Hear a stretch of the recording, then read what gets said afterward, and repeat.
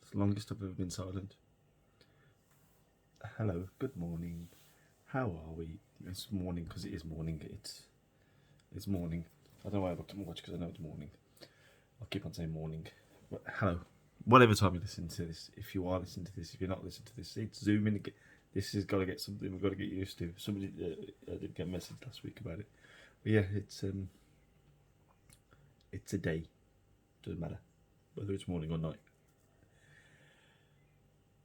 But the reason I do it in the morning is just because it's quieter in the house. I don't have to disturb anybody. I won't get I'm less likely to get disturbed. He says that anything can happen at any time. Can't it really? How are we? What's happening? How are we doing? What's happening in your world? Apart from the usual. What we know about pandemics and wars. So we don't really need to talk about that. It's happening. I don't think it doesn't look like that's changing anytime soon. I just trained. I've trained this morning as well. I've been very good. Yes, and then the last thing that happened, the big thing yesterday was the Oscars. Because obviously everybody knows. If you don't know, everybody knows about that. The Oscars were the aside from the main event of the slap. Whether it was staged or whether it wasn't staged, whether it was the right thing to do or the wrong thing to do, don't all that business. I think he was big. I think Will Smith's got a lot of underlying issues, and unfortunately, he got taken out on Chris Rock. Yeah, there's something that's an eruption. That's built up to something that's come from somewhere else. That's a build up of keeping it all in, and then he unfortunately took it out on the wrong person. I saw that this morning he'd apologised for what he did. Yeah. So I'm sorry of doing that on bloody international TV. See how I see it? I think jokes are jokes, and I know it was about a medical condition. Chris Rock said he didn't know she had alopecia. He thought he was just, whether he did it or whether he did it, I'm not sure. I don't know about that, but it's when a precedent is set for things like that, isn't it? Well, he did it then, and comedians in general they're not when they're on stage, they're not, unless they're on a big stage like a venue, a big venue. But when they're in comedy clubs, they're literally on the audience. So I've read about stuff, and I've heard other comedians saying that they've been attacked on stage and security's never quick enough. But Will Smith did it. Why can't I do it? Why not like that joke? He said something about, and there's a lot of back and forth with crowds, and there's a lot of crowd work is a big thing of comedy, isn't it? And sometimes you do get a little bit roasted. But hey, what do I know? It's just my opinion. Yeah. So yeah, it was just interesting. Interesting. It was just a big thing that happened yesterday. It was all over the news, and still talking about it this morning. Well, they're talking about it this morning because I apologised. I saw it in the news this morning because he put an apology out on his Instagram, I think. But hey ho, what's happening? There was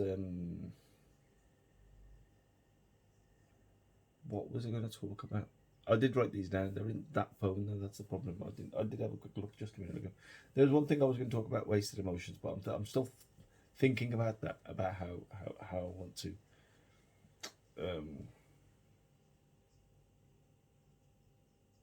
approach that. Let's say. So we'll save that for another one. What I have a problem with words. But those people who know me, I'm correcting people all the time. But there is, we overuse of words. Plus, there's words that mean so many different things. or can mean so many different things. I mean, the word I'm talking about is love. People use that for so much, and I think it lacks meaning now. Remember when we used to watch films, um, and it was always like the person would, or normally the bloke would be, he'd always struggle to say that he loved the other protagonist in the film, and oh, it's so difficult to say to it now. It's like the word is bandied about so much. I think it begins to lose. I think it begins to lose meaning. This camera's proper on a zoom in it, but I don't know. It's just something. You got there's, and then there's that whole thing about unconditional. I was thinking about this the other day actually. While I was walking, unconditional. Yeah, but unconditional. I think unconditional love only lasts for so long, and then it becomes conditional. So for a child, it's unconditional. When they start developing a personality, and they become their own people, then and people could say, it's bollocks, but it becomes conditional. If they wrong you, there's some conditions get thrown in there, don't they? Well, when it drops. I'm not saying that you stop loving them, but it's like, and yeah, then it becomes there's grades of love. Then okay, so unconditional is your top, your 10, and then slowly it dwindles. So you still love them, but not as much as you did before. Yeah, see, and it's such a complicated bloody word, with complicated levels to it, and it's I suppose that's what just let's see me talking and just thinking about it. I suppose that's what's bandied about so much, because it's so it's got a scale to it, hasn't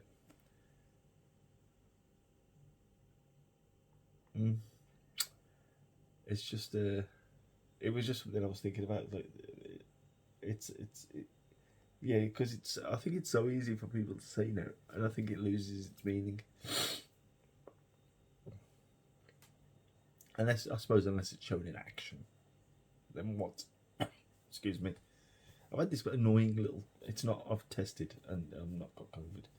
Well, the last time I tested, I hadn't. I might have it now. I don't know. I might do a test today. I was feeling a bit shitty yesterday, but then that could have been because I was, I did a big walk on Sunday, and then I trained yesterday morning, so it could have been just tiredness. Because I felt better this morning. Just felt. I was up at like. It was actually up before 4. I was doing the old convincing myself to stay in bed and have a line and have a rest, and then I was like, I'm too awake. I'm too. When you're too awake, it's like you're awake, and then I'm just gonna go back to sleep. And I was like, I was awake. I was like, oh, forget this. I'm just gonna go. I went to the bathroom, and then it's like, I'm awake now. I might as well just get on with it. Yeah. So I don't know, but yeah, I was just sort of veered off the subject completely. So yeah, what do you think about that?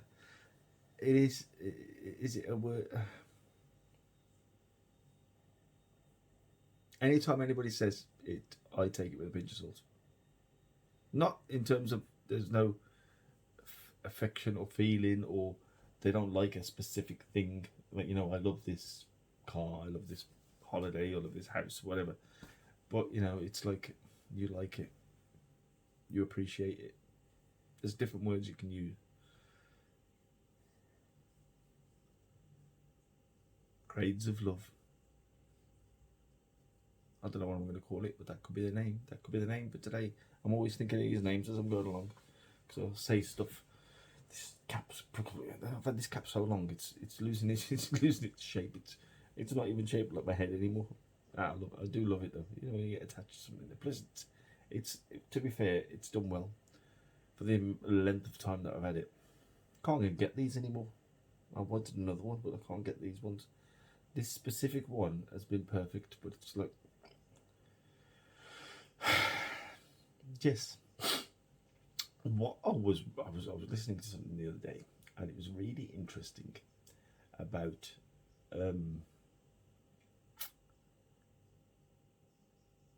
a distinct U-shaped curve. It's a U-shaped curve that you go throughout in your life, and because he was talking about, so you know when you talk about midlife, you talk about midlife crisis, don't you? So it's normally midlife, so it's into your 40s that you a lot of people, they say that they have their midlife crisis, so they compensate by buying a flash car or doing something to hark back to their youth, that kind of thing. And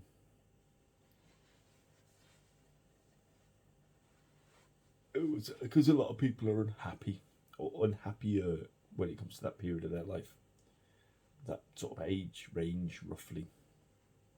And I can't remember the name of it. I'll find it and I'll tell you. But I can't remember the name of the person who did this study. And they said there was a U shape. So the bottom part of the U. So I'm saying this because you don't know what a U looks like. The bottom part of the U is that'll be your sort of 40s to 50s. Is when you're mentally, whatever, possibly at your lowest. This doesn't happen with everybody. This is a general thing. So they would have sort of averaged out or whatever. So start at the top, at the beginning. So when you're in your 20s into your 30s, you're more optimistic about, you've got plenty of time to do what you want to do, and then so you're like optimistic about it, and you're moving on. And then when you get to 40s and 50s, a lot of that is about you looking back, thinking you haven't achieved what you wanted to achieve, you haven't done what you wanted to do that you thought about when you were younger, in your youth, because your youth is your youth and it's all future. And when you get there, it's like, oh shit, I wanted to do this, I wanted to do this, I wanted to be this, I wanted to go there, I wanted to have this. And a lot of it's looking back, so it kind of brings you down. But then once you get out of it, and this is what that study showed, the year on year after that, you kind of come back. And obviously it depends where you are mentally, mental health and all that, and there's a lot of other factors into it. But they said that according to this study and according to the people that they studied, that after they got out of that, it was the up of the curve of the U. So you sort of you good, drop down, and then you're in that malaise, in that melancholy at the bottom there, and then you go, and then it starts hitting a year on year that you start feeling better again, and feel good or feel better about yourself. And then I suppose there's a level of optimism that comes back in. Actually, I've got my health, and I'm doing all right, and I've got this and I've got that. Because a lot of what we do, and I did talk about this with somebody a few months ago, was this comparison. We do this comparison with other people, especially within your age range, age bracket. It's like, well, that person's got that, and that person's got that. It's like that's that old the grass is always greener. You don't want to get into that game because too many people do it, and it's like you fucking stifling yourself looking at other people, and that's bullshit. That's not healthy at all. I've done it. I think we've all done it. I don't do it anymore. I can't be asked. Just embrace your laziness. It's too. It's It's, oh look, so and so's bought a big house. So and so's bought a fast flash car. It's good for them. I say, it is good for them. I'm happy. I'm happy for anybody that's doing well. I'm not on the breadline. I think I'm doing all right. And then other people could be looking at me, looking at you, going, "Well, look at them. They're doing fantastic. They've got a brilliant life." Blah blah blah blah blah blah. Everybody's got their own fucking problems, haven't they? And it's that, like I say, it's the grass is always greener. It's not a healthy mindset. You kind of look at what you've got, look at what you're doing, and then get on with it, move forward. But we do have that thing.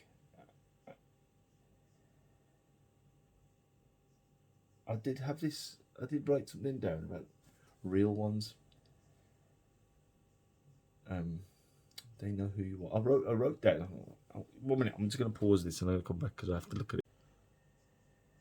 I paused it and then it's come back. It's I've started a new video, so just gonna have to edit it together.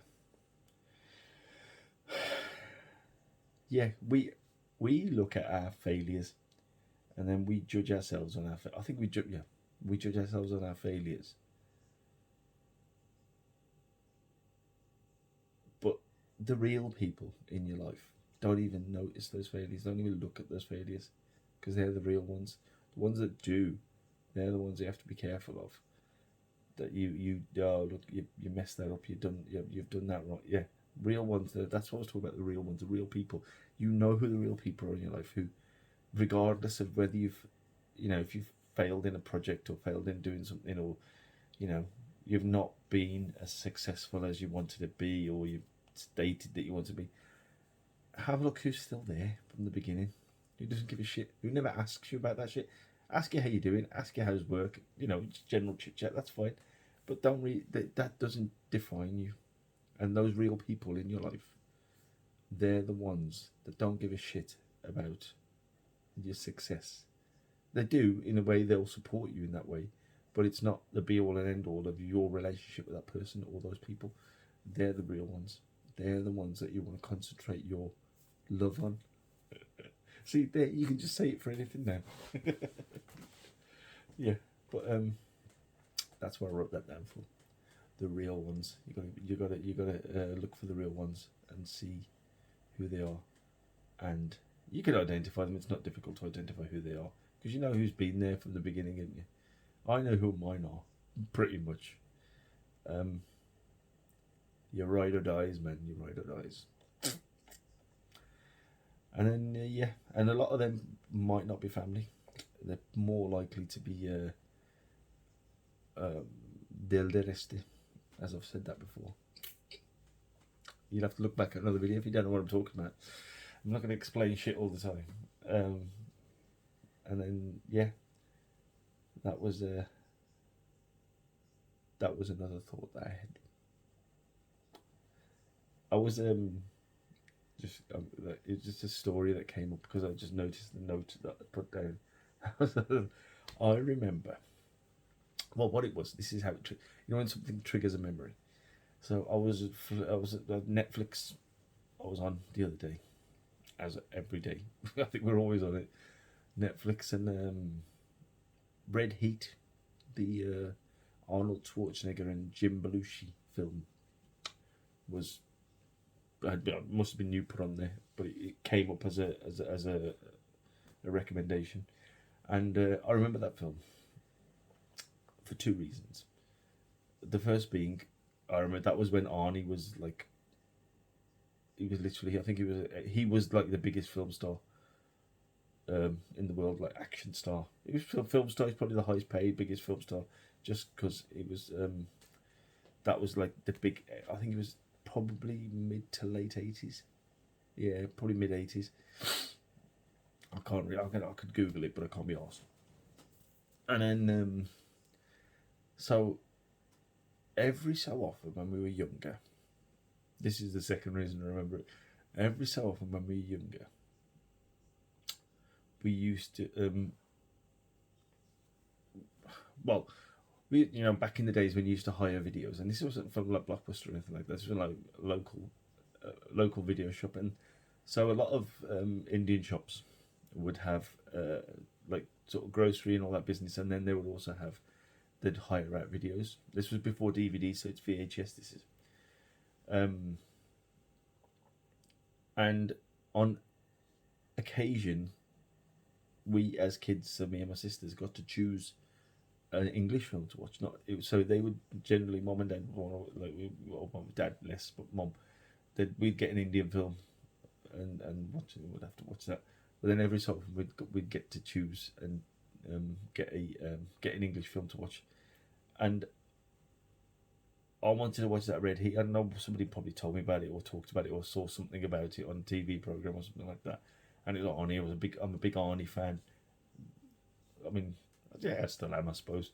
I don't sort of seek out his films. From back in the days, it was like, he was big, and it was like action films, and I wanted to watch it. So we asked the guy, and the guy said, "Yeah, I've got it."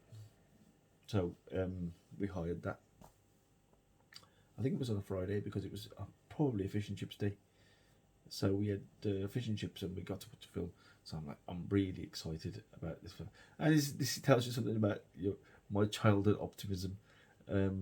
So put the film on. And starts a bit weird. And I was like, oh, well, he's not in it. I was like, I don't, because I didn't know the plot of that film. I knew that he was like, he came from, because the whole thing about Red Heat was that he was I think he was Russian or something, and it was set in America, and then it was like a buddy cop movie, and so the Russian had to cooperate with the American and all that. So I'm watching this. It's like this lady, and she's been arrested, and she go to prison. I was like, this is weird. This isn't how. Why isn't the biggest star in it? He's not in it. Where is he? And yeah, so it was set. This was a set. It was set in Germany. I'm not remembering this because I did have to have a little read about this because which film it was. So it was Linda Blair was in it. So basically, they'd given us a wrong film. He'd given us this prison film. This lady had been wrongfully arrested and she's in prison, and there was some racy scenes in a women's prison. For God's sake, what else are they going to do? They're going to put some racy scenes in there, aren't they? So they put some racy scenes in there, and you know when you're sitting in an Indian house and anything slightly, even bordering, it's not even, it doesn't have to be nude, even bordering on it. It's like everybody's like kind of looking at something else, or somebody will go change the channel. And I'm like watching this, and it's like there was like I'm sure there was shower scenes in there. These naked ladies. I was like, as the only boy, I was like, okay, oh, this is good. And I'm trying not to look, but I'm looking. You little perv. But yeah, it was funny. And yeah, so it was basically completely the wrong film. It was a Linda Blair was in it. Linda Blair from The Exorcist, you would probably remember her. And so I think the plot was that she was in Germany. That was when Germany was East and West Germany. And then she'd been arrested in East Germany and put in prison, wrongfully put in prison, something like that. Somebody had been kidnapped and put in there. But anyway, yeah, so it was completely wrong film. But I always remember, this is the optimism, is that when or even to the end, I thought that Arnie was going to turn up. Oh, they're just like playing it, and he's going to turn up, and then it finished. And it was like, okay, it's the wrong film. Then I admitted it was the wrong film. But it was like they gave me some lesbian prison. It wasn't a lesbian prison drama, but I'm going to call it a lesbian prison drama rather than the one I wanted to watch. But yeah, I always remember that. But it's just funny. Everybody was. I don't know how. In let's say, in your English households, in your white households, I don't know what it was like with anything racy coming on the TV, but ours would be. We still get it now. Specific houses. If it's a lady in a bikini, they'd go change your channel. Change your channel. Put the other channel on. I think Goodness Gracious Me is a comedy program. If you didn't know, that was on here. They did one, and they're sitting eating and watching the TV, and I think some elephants start, or there's some animal program they're watching, and they start having sex, and they're like they don't know where to look, and the guy's commentating on these animals having sex, and he's going, oh, what? This is a lovely dal. It's like this lovely food, and it's like just change the subject. Don't want to talk about it. Yeah, but yeah, we still get it in the house. No. Here less. I think we're kind of automatic. Some of it is just as a reflex. If anything comes on, just change the channel, or just you can forward it now as well, depending on what you're watching. But yeah, it was a funny time. I always remember, but that little. I love those little memories that come up because it was that film. Just seeing the title of the film, and then I just put a smile on my face, and it just made me laugh. It's like, okay, now I remember that film. I might find that film, the actual wrong film that we watched, and watch it again, just for the nostalgia's sake. I have seen Red Heat since, and it's like a typical Arnie film. It's like I probably watched it not long after that, but I remember that less and remember the other one more. I remember bits of it. I don't remember it that well. I don't remember the plot or anything. But yeah, maybe I'll put it in my shit film reviews. That's coming soon as well. But I know I keep on saying it, but it is coming soon. We have talked further about it. So if you have any shit films that you want. So it's going to be shit film reviews. So it's not film reviews that are shit. There might be shit because me and Ant will be doing them. I'll be doing them, but Ant should be doing them with me as well. But what we want to review shit films, and I've got a list. I've got at least 6 shit films that I've seen that are dog shit. And I love films. Those who know me, I love films, and I try not to criticize films because I always go, it's somebody's art, that is. So it's, you know, art's objective and all that business. But these are dog shit. these don't make any sense. Just badly made. A lot of them are just badly made. And you can see that they've barely got a budget. So, you know, but whatever. It's just, they're shit. The plots are ridiculous and everything. Some of them are fantastically shit. Like I say, it's not even. I'm going to keep it. How many times have I said shit? It's not even that they're.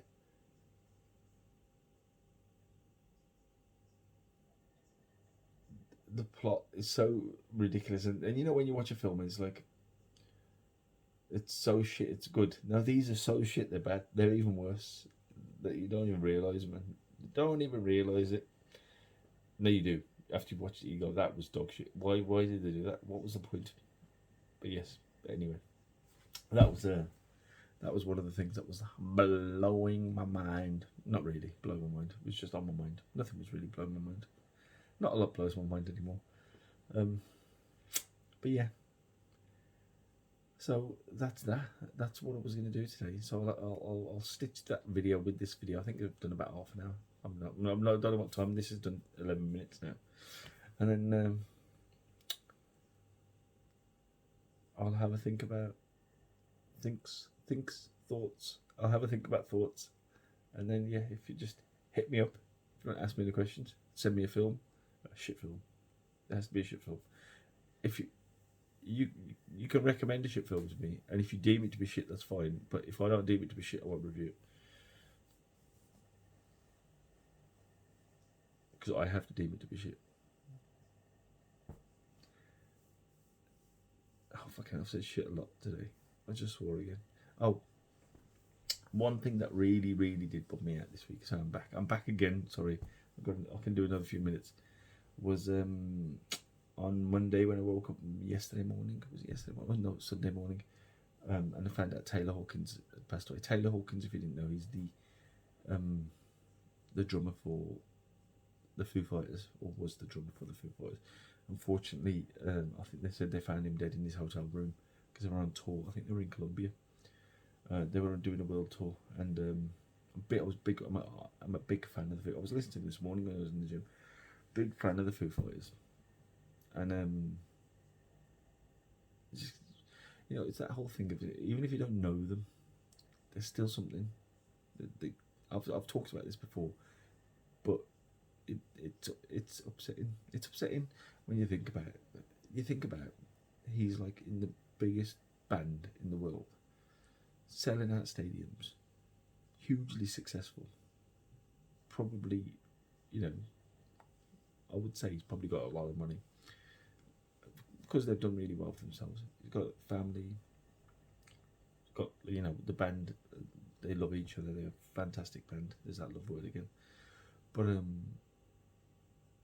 even with all that success with everything, I mean, because it came out yesterday. I think that they said they found like 10 different substances in his body. So, you know, even with all that, because part of some of them were antidepressants, I think, as well as other stuff.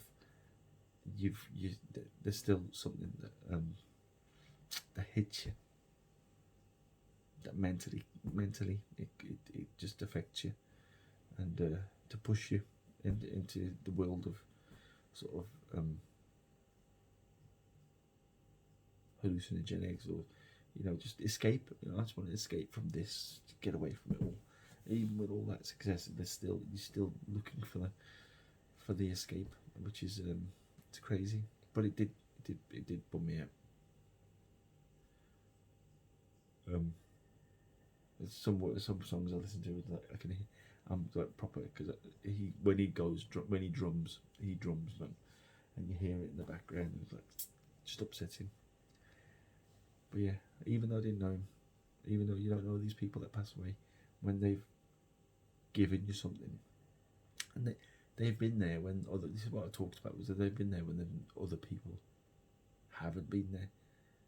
They're always there. I can just switch on Spotify or whichever music thing you listen to and put something on, and they'll, they help me escape, and they help me out. Some of the lyrics help me out.